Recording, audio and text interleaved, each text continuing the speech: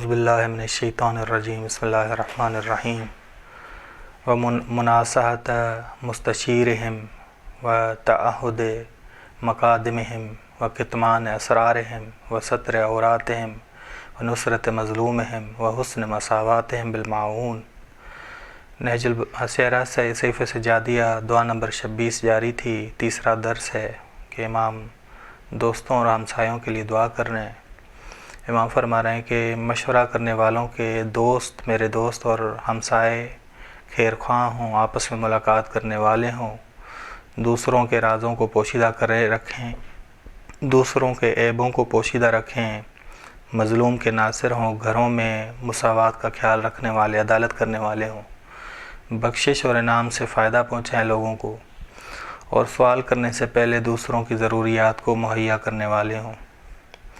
بس عقلاء سے مشورہ کرنا، امام فرماتے ہیں مشورہ کرنے والے ہوں، خیر خواہ ہوں، مشورہ کرنے والوں کے لیے خیر خواہ ہوں۔ مشورہ کرنا یعنی عقلاء عاقل لوگوں سے مشورہ کرنا، عقلاء سے مشورہ کرنا یعنی ان کی عقل سے فائدہ لینا۔ روایات میں ہے کہ انسان ان کی عقل سے فائدہ لیتا ہے، انسان خطاؤں سے محفوظ رہتا ہے، دوسروں کی عقل میں شریک ہو جاتا ہے، نفع اور نقصان کو پہچانے لگتا ہے، کامیابی تک پہنچتا ہے، نابودی سے بچتا ہے۔ بس دوسروں کی عقل میں شریک ہو جاتا ہے انسان اگر صحیح شخص سے مشورہ لے، عاقل سے مشورہ لے۔ ائمہ علیہ السلام نے فرمایا ہے کہ ملاقات ایک دوسرے سے کرو، یہ ملاقات دین کے احیاء، قرآن کے معارف اور اہل بیت کے معارف کو زندہ کرنے کے لیے۔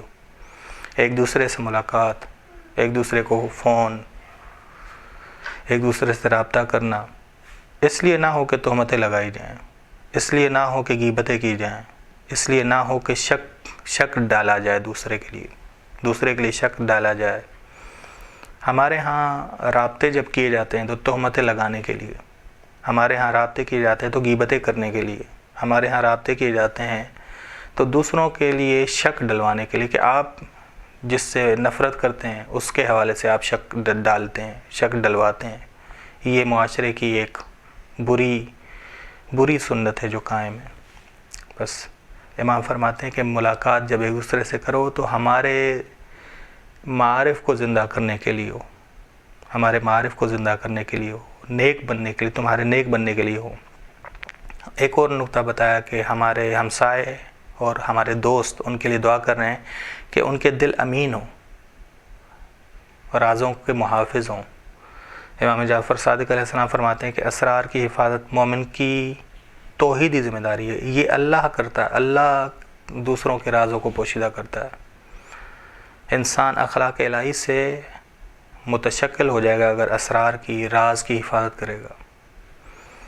بس ضروری ہے کہ ہم اخلاق الہی کے ہم شکل ہوں، اخلاق الہی کے ہم شکل ہوں۔ اللہ تعالیٰ بندوں کے اسرار کا محافظ ہے کہ فلا یظہر علی غیبہ احدا، کہ وہ غیب کو یعنی کسی کے راز کو ظاہر نہیں کرتا تاکہ رسوا ہو جائے، بس مظلوم کی نصرت انبیاء علیہ السلام اور ائمہ کی سنت ہے۔ یعنی امام دعا کر رہے ہیں کہ میرے پڑوسی اور دوست مظلوم کی نصرت اور حمایت کریں، یہ انبیاء کا کام ہے، ائمہ کا کام ہے۔ جناب موسیٰ نے مظلوم کی حمایت کرنے کے لیے ظالم کو موقع رسید کیا، اگرچہ اس کا قتل کرنے کا ارادہ نہیں تھا، جناب موسیٰ کا قتل کرنے کا ارادہ نہیں تھا، لیکن مظلوم کی حمایت کے لیے تھا۔